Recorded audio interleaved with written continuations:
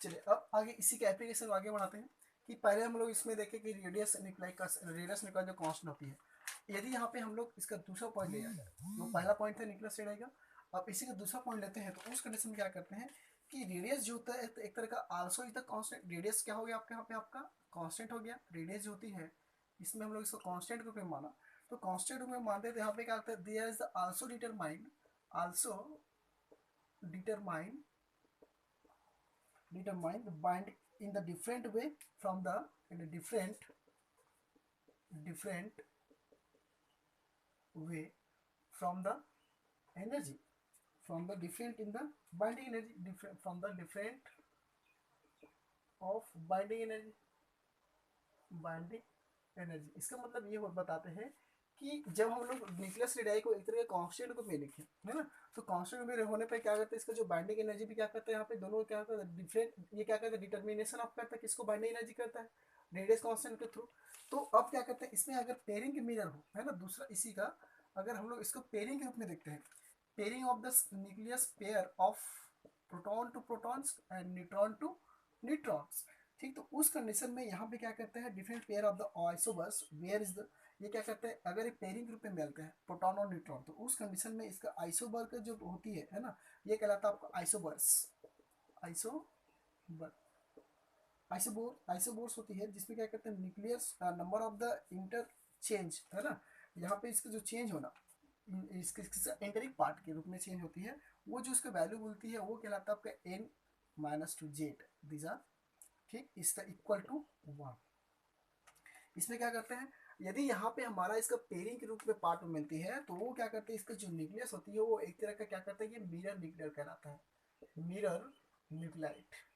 Nucleus. Mirror nucleus are the defined as the pair of isobar, है ना, इससे क्या करता है is the defined of the pair of the isobar, is the isobar pairing of the isobaric part is the proton to proton and neutron to neutron, so is the value visible n minus z is equal 1। This is total called of the pairing of energies, ठीक है। अब ये क्या करते हैं so the binding energy of the pair, अब हम लोग क्या करते हैं, अब मान लिया जाए इसको हम लोग पेयरिंग के रूप में लिए, तो उस कंडीशन में क्या करते हैं अब इसका बाइंडिंग एनर्जी अप्लाइड होती है, तो बाइंडिंग एनर्जी को अब पेयरिंग के रूप में कौन कौन हो रहा है, प्रोटॉन और proton, neutron to neutron in the isomers and the nuclide is the mirror parts. तो यहाँ पे इसका हम लोग बाइंडिंग एनर्जी को लेते हैं, तो अगर क्या होता है इसे pairing of the mirror nuclide, तो क्या हो जाएगा अगर यहाँ पे बाइंडिंग भी क्या होगा पेयरिंग के रूप में रिप्रेजेंट होगा, so is the binding energy the pairing part, pairing binding energy is the pairing part two, ठीक, तो ये क्या हो जाएगा in the mirror nuclei pairing part to mirror nuclei is अब देखिए न्यूक्लियाई, अब क्या बोल रहा है कि यहाँ पे अगर हमारा इसको बात करें बाइंडिंग एनर्जी अगर पेयरिंग के रूप में होती है, तो जो मिरर न्यूक्लियाई की वैल्यू होती है वो कैसे हो जाएगा, mirror nuclei us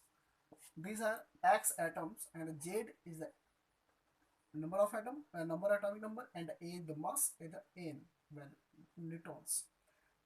and y क्या हो गया एटम हो गया, is the proton n and z is the a values, ठीक। where are the pairing force of the repulsion one the neutron force given by, अगर यहाँ पे यहीं पे क्या बोलते हैं कि यहाँ पे अगर हमारा जो पेयरिंग होती है पेयरिंग फोर्स होता है अगर रिप्लेस हो रही है प्रोटॉन से वहाँ पर रिप्लेसन टू जो प्रोटॉन टू प्रोटॉन जो फोर्स है ना, ये फोर्स क्या करते हैं रिप्लेस करेगा किस पे, न्यूट्रॉन टू न्यूट्रॉन्स में, force to replacing to neutron is given by, इसका जो वैल्यू क्या आएगा वो देख लीजिए गिवन बाय, तो क्या मिलेगा पहला binding energy B is the Z to N proton to neutrons in the equal, k is the minus ac, this is the coulombic value, and z square and a the power z का क्या होता है square and a की power में minus 1/3, फिर क्या हो जाएगा आपका a asymmetrical point as the a is minus 2z is square is 1/-1, ठीक। एक किसके लिए होता था एक पेयरिंग के लिए, अगर इसी चीज को हम लोग दूसरा देखेंगे प्रोटॉन का रूप में, तो ये क्या हो जाएगा आपका n minus Z equal the k is the minus a c n square is the a the power minus 1/3 and minus a the power a sorry a asymmetrical is the a minus क्या हो जाएगा 2n square A the power minus 1 दिशा। देखिए अब दोनों की value क्या होता है यहाँ पे सेम है, एक में प्रोटॉन एक में न्यूट्रॉन। अगर हम लोग रिप्लेसिंग करते हैं, अगर प्रोटॉन फोर्स को रिप्लेस करते हैं न्यूट्रॉन में, तो ये एक तरह से क्या करते हैं न्यूट्रॉन के ये वैल्यू मिलेगा। अगर हम लोग न्यूट्रॉन फोर्स को रिपल्सन करेंगे किसी प्रोटॉन में, तो हमको ये वैल्यू मिलती है। ठीक, तो दोनों जो वैल्यू होती है पेयरिंग कंडीशंस में या मिरर न्यूक्लियर कंडीशन में, तो यहाँ पे हमारा बाइंडिंग एनर्जी की वैल्यू जो होती है वो दोनों कैसा होता है आपका पेयर के रूप में प्रेजेंस होती है। ठीक, तो ये जो होता है आपका दूसरा पॉइंट कहलाती है, जहाँ पे के होता है आपका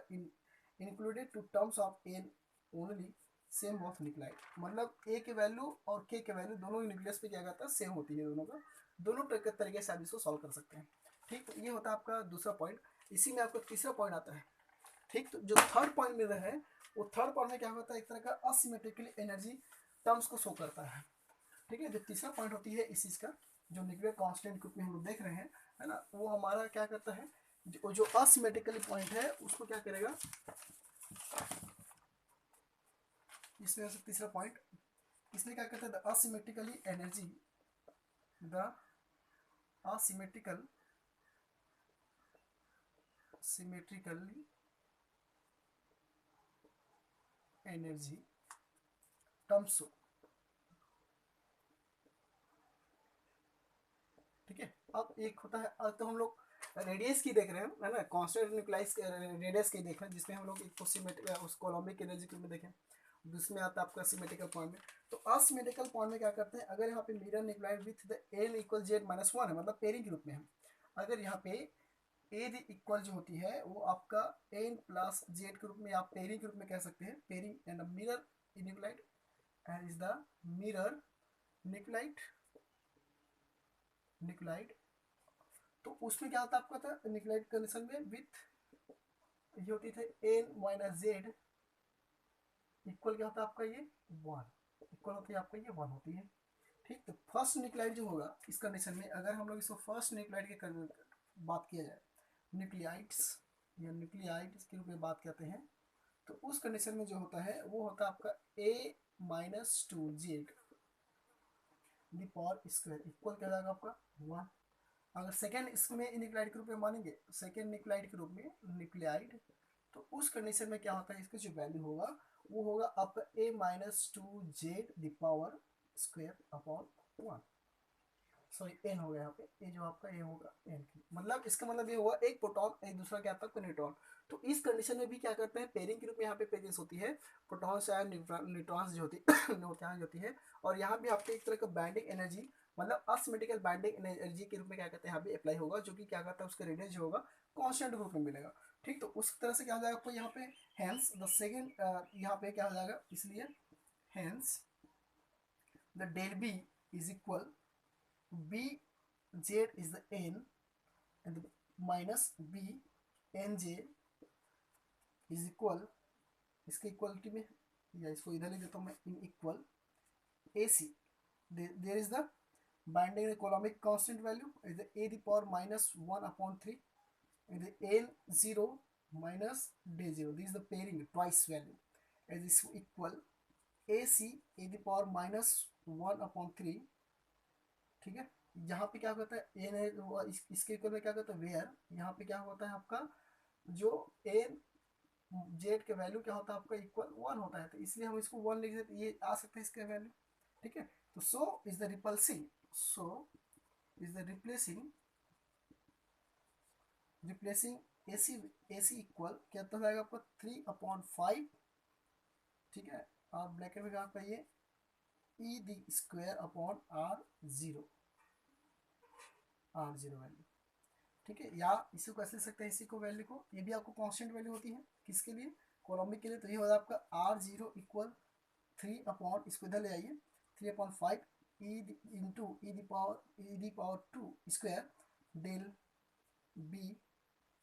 ई दी पावर ए की पावर में टू अपॉन थ्री होती है। तो यहाँ भी इसकी वैल्यू जो दिख रहा है असिमेट्रिकल पॉइंट में, ये भी क्या होता है आपको एक तरह का कांस्टेंट वैल्यू मिलती है। ठीक है, फिर से देख लीजिए कि इसको हम लोग सबसे पहले क्या करें असिमेट्रिकल पॉइंट में ले रहे हैं, तो असिमेट्रिकली पॉइंट में लेने के पर क्या करते हैं सबसे पहले फर्स्ट इसमें आपका दोनों की जो वैल्यू होती है वो भी पेयरिंग के रूप में मिलती है, जो मिरर न्यूक्लाइड ग्रुप में तो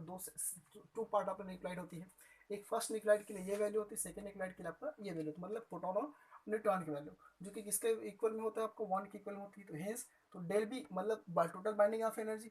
ठीक है। तो यहाँ पे आपका एक प्रोटॉन और न्यूट्रॉन्स के लिए, न्यूट्रॉन्स के लिए होती है, दूसरे क्या आपका प्रोटॉन्स के वैल्यू के लिए होगा, ठीक है। तो इस कंडीशन में एन जो ये जो वैल्यू होती है एन माइनस जेड का वैल्यू क्या होता है, इसमें एक होती है, तो यहाँ पे इसका वैल्यू क्या जाएगा, ये वैल्यू है। अब हमको पता है कि ये इसमें constant of the coulombic binding energy की वैल्यू कितना होता है, ये वैल्यू होती है। तो इस वैल्यू को हम लोग यहाँ ये टोटल वैल्यू किसके है, डेल बी के वैल्यू के रूप में। तो आर आप रेडियस को इधर निकाल लीजिए, तो यहाँ इसलिए आपका आर के वैल्यू जो होगा क्या होगा, आपका कांस्टेंट वैल्यू। सो इस तीन हम लोग इसमें आपको देखें कि तीन टर्म्स देखें, तो तीनों टर्म्स में क्या होता है, जिसमें न्यूक्लियस का जो रेडियस वैल्यू होती है ना, इस न्यूक्लियस की जो रेडियस वैल्यू होती है वो तीनों टर्म्स में क्या करता है, आपका ये कांस्टेंट वैल्यू के रूप में मिलती है। यहाँ भी कांस्टेंट की वैल्यू के रूप में मिला, सेकंड पार्ट देखिए वहां भी कांस्टेंट वैल्यू के रूप में मिला, फर्स्ट पार्ट में देखिए वहां भी क्या करता है, इसमें कांस्टेंट की वैल्यू के रूप में मिलती है। तो टोटल कहने का मतलब ये होता है कि जो सेमी इंपेरिकल मास इक्वेशन जो होती है, इसकी एप्लीकेशन ये बताता है, यदि हम उस न्यूक्लियस की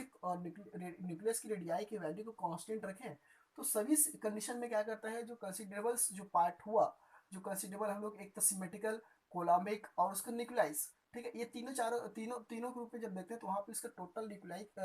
रेडियस की जो वैल्यू होती है वो कैसा था, ये कांस्टेंट के ऊपर मिलता है। पहला पॉइंट था। दूसरा पॉइंट आती है बीटा डीके।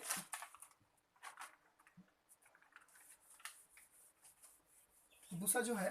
पहला तो था आपका द न्यूक्लियर कांस्टेंट, जब न्यूक्लियर कांस्टेंट वैल्यू। अब दूसरा जो होता है इसमें बीटा डीके है ना, बी पॉइंट, दूसरा होगा आप में beta decay value, beta decay decaying isobar isobar, ठीक है। ये जो होती है बीटा डीके जो होते हैं न्यूक्लाइड आइसोबोरिंग, क्या करते हैं, यहाँ पे प्रेजेंस होती है, जो कि बाइंडिंग एनर्जी को क्या करते हैं, एक्सप्रेशंस करता है, या कैलकुलेट, या कहते हैं कि अलग अलग कंडीशन में उसे कांस्टेंट की वैल्यू मिलती है, ठीक। इसका मतलब ये हुआ कि जब हम लोग क्या करते हैं, बीटा डीके जो होती है ना, न्यूक्लाइड क्या करते हैं, ये डीके वैल्यू है ना, या बीटा डीके जो वैल्यू होती है, ये वैल्यू हमको क्या मिलता है कि न्यूक्लाइड की, किसका, न्यूक्लियाइड का, उसकी आइसोबेरिक नंबर को क्या करता है, प्रेजेंट करता है, और किस साथ में, बाइंडिंग एनर्जी के साथ में। Nuclide is the isobaric isobaric number is presented presented the binding energy, है ना, किसमें, बाइंडिंग एनर्जी में। याद उसको हम लोग स्केच कर रख सकते हैं कि बीटा डी के वैल्यू क्या बोलता है, कि इसको जो किसी भी न्यूक्लाइड का, न्यूक्लियस की न्यूक्लाइड की उस या न्यूक्लाइड बोल सकते हैं उसको, आइसोबोरिक जो नंबर्स होते हैं इसको क्या करते हैं, रिप्रेजेंटेड करता है।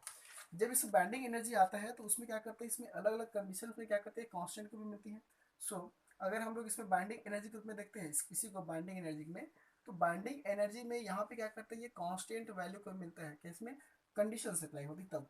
Constant value in other conditions, the other condition में, ठीक है, कंडीशंस, अलग अलग कंडीशन में क्या करते हैं, बीटा डीके की वैल्यू भी यहाँ पे कांस्टेंट मिलती है। तो so is the equation is by, यहाँ पे इसका इक्वेशंस के रूप में लिखेंगे, equations bye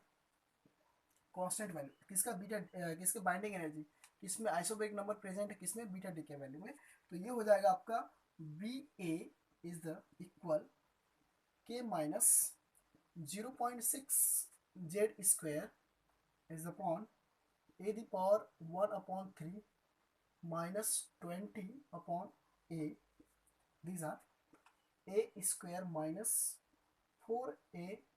z plus 4z square, ठीक है। अब इसको आगे सॉल्व करेंगे तो क्या मिलेगा, equal is k prime, k is the single prime, k is the single prime, the minus 0.6 z square upon a the power 1/3 plus 80z minus 80 Z square upon A, ठीक है। फिर इसको आगे आप सॉल्व करेंगे तो क्या मिलेगा, के double prime minus Z square this point upon Z square upon हो जाएगा ए